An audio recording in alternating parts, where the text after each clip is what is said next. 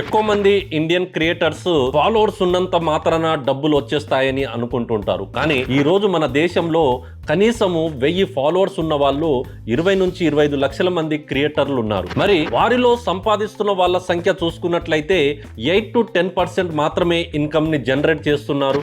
అందులో చూసుకున్నట్లయితే మైక్రో లేదా నానో క్రియేటర్లని మనం చెప్పవచ్చు. 1 లక్ష కంటే తక్కువ ఫాలోవర్స్ ఉన్న వాళ్ళ మంత్లీ ఆదాయం కనుక మనం గెస్ చేసుకున్నట్లయితే కేవలం వాళ్ళ ఇన్కమ్ 18,000 లోపే ఉందని మనం గుర్తించుకోవాలి. ఇంకా కొంతమంది ఏం చేస్తున్నారంటే తెలివిగా కొత్త మార్గాలను ఎత్తుకుంటున్నారు.